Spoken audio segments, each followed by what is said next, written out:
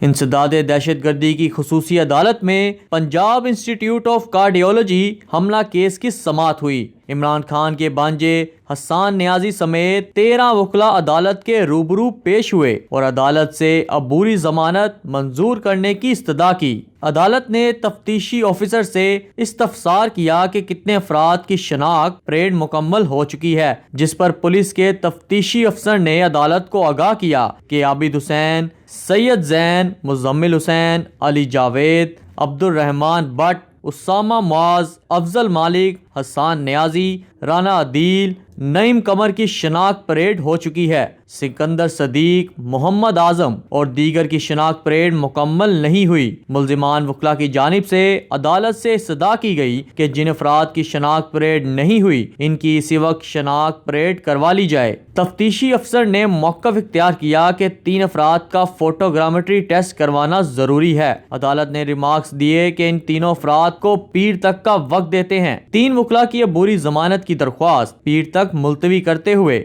حسان نیازی سمیت 10 وکلاء کی ضمانت کنفرم کر دی۔ ذیشان علی، میڈیا 92، لاہور۔